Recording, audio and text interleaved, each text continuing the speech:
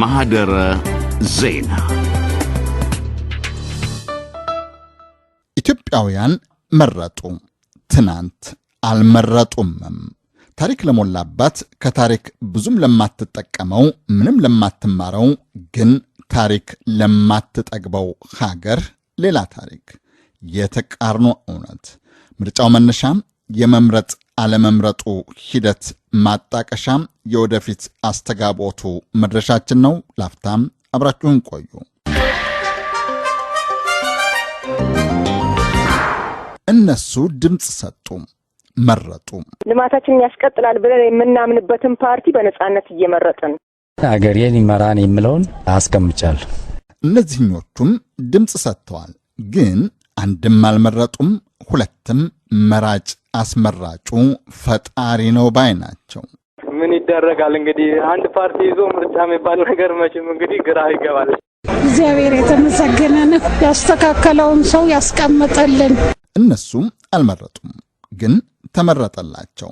በቃ እየተቀበሉን ራሳቸው ኤክስ ነው የሚያደርጉት፣ ንብ ላይ ነው የሚያደርጉት። እያለቀሰን ነው የወጣ ነው። ሊቀመንበር የሚባሉትና አመራሮች ሚኒስትር ቤቱ ገብተው የሚፈልጉትን ከንብ ላይ ሰዎች እንዲያደርጉ የሚያደርግ ስራ ነው የሚሰሩት ያሉ። እሷ በእርግጥ መርጣለች፣ ሌሎቹንም ታሳስባለች። በእንግሊዘኛ አማርኛ ቅይጥ ቋንቋዋ ወጣቱ ብዙ ጊዜ እንደዚህ አይነት ምርጫ አክቲቪቲዎች ላይ ብዙ ፓርቲስፔት አያደርጉም። የወጣቱ ኦፒኒየን ያስፈልጋል ግዴታ። ማሳሰቢያው ለነሱ ነው፣ ለወጣቶቹ። ያው ካርድ የወሰድኩት ያው የተሻለ ነገር ይኖራል ብዬ ነበር፣ ግን ያው ካየሁት አንፃር እጄ ለመምረጥ ፍላጎት የለኝ። ምን አይነት ውሳኔ ወስኛለሁ? ከዚህ በኋላ ሌላ የምርጫ ፓርቲ ስልጣን ካላወጣ በስተቀር ይህ መንግስት ባለበት ላይ ምንም አይነት ምርጫ ላለመሳተፍ ወስኛለሁ። እሳቸው ፖለቲከኛ ናቸው፣ የምክር ቤት እንደራሴ። ድምፅ ሰጡ፣ መረጡ? አይ አልመረጥኩም። ማለኔ የምርጫ ካርድም አልወሰዱም ነበር? አልወሰድኩኝም። ምንድነው አመጽ ነው ይሄ ሊባል ይችላል፣ ግን ያው ከመብቶች ከመጠቀም አንዱ አካል ነው ብዬ ስለማምን አማራጭ በሌለበት ምርጫ አለ ብዬ ስለማላምን ካርድ አልወሰድኩኝም። 60 ያክል የፖለቲካ ፓርቲዎች እንደተሳተፉ ከነዚህ ውስጥ እርስዎ ከ5 ዓመት በፊት ለምክር ቤት እንደራሴነት የተመረጡበት አንድነት ፓርቲ አንዱ ነው እና ለምንድን ነው ያንን ፓርቲ ያልመረጡት? ወይም ሌላ ፓርቲ የሚሆን ለምንስ ነው ድምፅ ያልሰጡት? የኛ ፓርቲ ለሚፈልጉት ሰው ስለሰጡት የኛ አንድነት የለም። ስለዚህ አማራጭ አልነበረምና አማራጭ ከሌለ ምርጫ የለም፣ ምርጫ ከሌለ ደግሞ ካርድ መውሰድ ትርጉም የለውም። ኢትዮጵያ መረጠች አልመረጠችም ወይስ ተመረጠላት? ከትናንት የተረፈን ጥያቄ። ግንቦት 1983 እስከ ዛሬ ላልተመለሰ ጥያቄ የዳረገ ታሪክ ተፈጽሞባት ነበረ። የ14ተኛ ክፍለ ግዛቷ ነፃነት ከአዲስ አበባ የተፈቀደበት፣ ወደብ አልባነቷ የተረጋገጠበት ታሪክ። 17 ዘመን የጸናው ወታደራዊ ሶሻሊስታዊ መንግስት በስኪያኔው አማጺ ቡድን የተተካበት፣ የሰላም የዲሞክራሲ የፍትህ ተስፋ የተንጀቀጀቀበት ታሪክ። በእርግጥም የተስፋውን ያክል አይሁን እንጂ ኢትዮጵያ ከቀድሞ አካሏ ከአዲስ ጎረቤቷ ጋር 100 ሺዎችን ካረገፈ ጦርነት እስከተዘፈቀችበት ጊዜ ድረስ አንጻራዊ ሰላም ሰፍኖባታል። ያኔም ግን ግንቦት ነበረ 1990። ከጦርነቱ በፊት ብቅ ያለው የመድብለ ፓርቲ ስርዓት፣ የፕረስ ነጻነት፣ የፍትህ ዲሞክራሲያዊ መርህ በጦርነቱ መሃል በጦርነቱ ማግስትም ብልጭ ድርግም እያለ አዝግሞ ታሪካዊቱን ሀገር ለሌላ ታሪክ አቀበለ። ለ1997 ኢትዮጵያን ለ14 ዓመት የመራው የቀድሞው አማጺ ቡድን ኢህአዴግ ጠመንጃ መትረየሱን አስቀምጦ በአንዳንዶች አገላለጥ ደብቆም የምርጫ ካርድ የጨበጠበት፣ ተቃዋሚ ፖለቲከኞች ክፍፍል ንትርካቸውን ሸፍነው ባንድ የቆሙበት፣ ጋዜጠኞች፣ የመብት ተሟጋቾች፣ የሲቪል ማኅበራት ድክመታቸውን በጥንካሬ የከደኑበት ታሪክ። ያኔም ታዲያ ግንቦት ነበረ። የሰላም የዲሞክራሲ የፍትሑ ተስፋ ከተስፋ አልፎ በገቢር ብልጭ ያለበት ምርጫ። ግን በ1983ቱ ግንቦት የፈለቀባት ዛር ምስ ግብሩ ደም ሆነና የ1997ቱ ምርጫ ያጀበው የግንቦት ቦረንትቻም ውልስቶ በውዝግብ ግጭት፣ ግድያ፣ እስራት፣ እመቃ፣ ክፍፍል አሳረገ። በአምስተኛ ዓመቱ በ2002 ሌላ ምርጫ ሲደረግ በ1997 እንደ ተወርዋሪ ኮከብ ተግ ቦግ ብሎ ባፍታም ጥፍት ድርግም ያለው ተስፋ በርግጥ ትዝታ ነበረ። ግን እንደገና ግንቦት፣ እንደገና ምርጫ፣ እንደገና አዲስ ታሪክ። ምናልባትም የሉሲን በመሰለ ቅርሷ፣ ቀይ ቀበሮን በመሰሉ አራዊቶቿ የአውሮጳ ቅኝ ገዢዎችን ድል በመንሳት ጀግንነቷ በዓለም የምትደነቀው ሀገር በ2002ም ነፃ ምርጫ አስተናገደች ተብላ ለገዢ ፓርቲዋ ኢህአዴግ የ99.6 በመቶ ድል አስመዝግባ ዓለምን እንደገና አስደነቀች።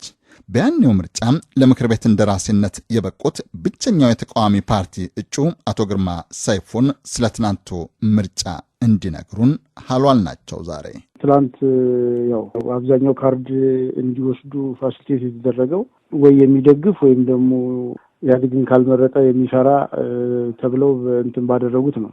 በማንኛውም ብቻ አይነት መንገድ ካርድ የወሰደው ሰው በተወሰኑ አካባቢዎች እየወጣ የመረጠ መመለሱን አይቻለሁ። የታወቀ ነገር ነው። እኔ አሁን በታወቀ ነገር ላይ አሁን ሰርፕራይዝድም የሚሆንበት ነገር የለም። ባይሆን እኔ አሁን አንዳንድ የሰማኋቸው ውጤቶች ያስገረሙኝ ውጤቶች አሉ። በባህር ዳር አካባቢ ላይ ሰማያዊ ፓርቲ ያገኛቸው ውጤቶች በጣም የሚያስገርሙ ናቸው። ገዢው ፓርቲ 350 ሲያገኝ የሰማያዊ 340 እንደዚህ ምናምን እያገኘ አሁንም ከተማ ውስጥ ያሉት የጊዜያዊ ውጤቶች የተለጠፉትን በምናይበት ጊዜ በሁለተኛ ደረጃ ያለው የሰማያዊ ፓርቲ ውጤት ነው። ስለዚህ ገዢው ፓርቲ ፓርቲዎችን ለማንቋሸሽ ጥላሸት ለመቀባት የሚሄድበት መንገድ ሰው ገልብጦ የሚሰማው መሆኑን የሚያሳይ ነው። የመረጠም የተመረጠለትም ምርጫ የለም ብሎ ተስፋ የቆረጠው ኢትዮጵያዊም ተቃራኒ ስሜት የተንጸባረቀበት የትናንቱ ምርጫ ሌላ እውነትም ታይቶበታል። እውነት አንድ፣ የትናንቱ ምርጫ የቀድሞው የኢትዮጵያ ጠንካራ መሪ ጠቅላይ ሚኒስትር መለስ ዜናዊ ከሞቱ ወዲህ ለመጀመሪያ ጊዜ የተደረገ ነው። እውነት ሁለት፣ ከዚህ ቀደም የተደረጉ ምርጫዎችን በተለይም የ1997ቱንና የ2002ቱን ምርጫዎች በቅርብ የተከታተሉት የአሜሪካው ካርተር ማዕከልና የአውሮፓ ህብረት ታዛቢዎች ሂደቱን አልተከታተሉትም። የአውሮፓ ህብረት ግን ታዛቢዎቹን ላለመላኩ የኢትዮጵያው ጠቅላይ ሚኒስትር አቶ ኃይለማርያም ደሳለኝ የሰጡት ምክንያት ሀብታሙ ማህበር የገንዘብ ወይም የበጀት እጥረት ስላለበት ነው የሚል ነበረ። የብራስልሱ ወኪላችን ገበያው ንጉሴ ያስታውሰናል። ጠቅላይ ሚኒስትሩ የአውሮፓ ህብረት በበጀት ምክንያት አይታዘብም ያሉበትን መግለጫ ተከትሎ የህብረቱን ከፍተኛ ባለስልጣን ጠይቄያቸው ነበር። የእሳቸው ቃል አቀባይ ያረጋገጡልኝ ምንድን ነው ምርጫውን በሚያስተናግደው ሀገር መጋበዝ ያስፈልጋል። ስለዚህ የኢትዮጵያ መንግስት ህብረቱን በኦፊሴል የምርጫ ታዛቢ ቡድን እንዲልክ አልተጋበዝንም የሚል ነው የነበረው። አሁን እንደገለጽከው ግን የተገለጸው ምንድን ነው ባለፉት የምርጫ ታዛቢ ሪፖርቶች ላይ መተማመን ሳይኖርና እርማትም ሳይደረግ አሁን ሌላ ታዛቢ መላኩ አስፈላጊ ሆኖ አላገኘነውም የሚል ነው። በሌላ መልኩ ግን እነሱም ቢሆን ለውጥ ሊያመጡ በማይችሉበት የምርጫ ስርዓት ላይ ለመሳተፍ ፈቃደኛነቱ ወይም ፍላጎቱ እንደሌላቸው ነው የሚያረጋግጠው። በትናንቱ ምርጫ ድምፁን ለመስጠት 37 ሚሊዮን ህዝብ ተመዝግቦ ነበረ። ከተመዘገበው ድምፁን የሰጠውን ህዝብ ቁጥር ለማወቅ ትንሽ ጊዜ ይጠይቃል። የምርጫውን ውጤትም እንዲሁም። አቶ ግርማ ግን መራጩንም ውጤቱንም መገመቱ አይገድም ባይ ናቸው። የገዢው ፓርቲ ልሳን የሆነው አይጋፎርም 100% ያሸንፈናል የሚል ወሬ ያለው እኔ ቢሆን ምንም አይገርመኝም። የትናንቱን የድምፅ አሰጣጥ ሂደት የተከታተሉት የፖለቲካ ተንታኝ ሳንዴ ኦኬሎ እንደሚሉት ከምርጫ ዘመቻው ጀምሮ ደካማ የነበሩት ተቃዋሚ ፓርቲዎች ከትናንቱ ምርጫ ተአምር ሊጠብቁ አይገባም፣ አይችሉም። During the campaigns, I couldn't see any strong opposition really. በምርጫ ዘመቻው ወቅት ገዢውን ፓርቲ በቅጡ የፈተኑ ጠንካራ ተቃዋሚዎች በእውነቱ አላየሁም። ይሁንና አንዳንዶቹ ተቃዋሚዎች ሀሳባቸውን በግልጽ ለማሳየት የሞከሩ ነበሩ። ብዙ ቁጥር ያለው ድምፅ በማግኘት ግን ገዢውን ፓርቲ የሚያሰጉ አይደሉም። I don't think they would actually challenge the ruling party. ቁጥር የመቶኛ ስሌቱን ባናውቅም ገዢው ፓርቲ ማሸነፉም እርግጥ ነው። እናም ኢትዮጵያን ለ5 ዓመት ይመራል ለማለት አልችልም። ይገዛል ይገልጸዋል። እንግዲህ ገዢ ደግሞ እንዴት እንደሚገዛ ራሱ ነው የሚያውቀው። መምራት በቃ አይችሉም። ምክንያቱም ህዝቡ ልክ አይደለም እያለ መልስ እየሰጣቸው ባለበት መስመር እነሱ ደግሞ እኛንን የኛ መስመር እያሉ ባሉበት ሁኔታ ሊመሩ ይችላሉ ብዬ አላስብም። ስለዚህ ሊገዙ ይችላሉ። ያው የሚገዙት ደግሞ መሳሪያ ስላላቸው፣ ገንዘብ ስላላቸው ህዝቡን በተለያየ መንገድ አፍነው ሊገዙት ይችላሉ። ግን ያመቃ ግን የራሱ ደረጃ ይኖረዋል ብዬ አምናለሁ። ይሄ የሚወሰነው ህዝቡ አሁን እየተደረገ ያለው ነገር ከበቂ በላይ ነው ብሎ ማመንና መወሰን ሲችል ነው። የተቃዋሚ ፓርቲዎችስ እንቅስቃሴ ወይም አደረጃጀት እንዴት መሆን አለበት? ምንድነው የትናንቱ ምርጫ ያስተማራቸው? ወይም እስከ ትናንት የነበረውንም ሂደት ጠቃቅሰው ባጭሩ ይንገሩኝ። አሁን ምርጫ ውስጥ የገቡት በሙሉ ተቃዋሚ ፓርቲዎች አንድነት የወሰደውን ቁርጠኛ የምርጫ ፖለቲካን ወስደው ካልሰሩ መፍረስ ነው ያለባቸው። አንድነት እዚህ ደረጃ ላይ እንዲደርስ የተደረገው በቁርጠኝነት ምርጫ ገብቼ አሸንፋለሁ ብሎ ከልብ ስለሰራና አሸንፋለሁ ስላለ ነው የፈረሰው። ስለዚህ ወይ በሚፈርሱበት ልክ መሆን አለበት፣ ያለበለዚያ ደግሞ መፍረስ ነው ያለባቸው እና እኛ አሁን ሁላቸውም ቢጠይቁኝ ገሌ ከገሌ የሚባል የለም። ሁሉም ፓርቲ መፍረስ ነው ያለበት። ኢትዮጵያ ከውጪ በተለይም ከምዕራባውያን ጋር የሚኖራት ግንኙነትም ምናልባት በነበረበት ይቀጥል ይሆናል። ሰሞኑን በዚህ በኢትዮጵያ ምርጫ ላይ የወጡትን የሚዲያ አስተያየቶች ብናነሳ የመንግስታቱና የምዕራቡ አስተያየት ምንድን ነው የሚለው ሊገልጽልን ይችላል። ሁለት ነገር ያለ ይመስላል። አንደኛ ነገር ምዕራባውያኑ ለዚህ ለጸረ ሽብር ትግሉም ሆነ በአካባቢውን ለማረጋጋት ኢትዮጵያ ትመቻቸዋለች። እንደዚሁም ደግሞ ከቅርብ ጊዜ ወዲህ የራሳቸው ትልልቅ ኩባንያዎችም እየገቡ መሬት የሚያገኙበት ሁኔታና ኢንቨስት የሚያደርጉበት ሁኔታ አለ። ስለዚህ ቢዝነስ ለመስራትም ሆነ የፖለቲካ ስራ ለመስራት ኢትዮጵያ በጣም አስፈላጊ መሆኗን ስምምነት አለ።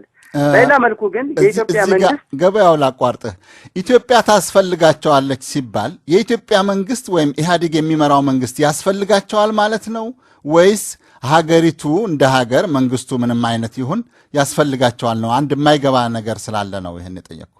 አሁን ባለው ሁኔታ ኢትዮጵያ ታስፈልጋቸዋለች ሲባል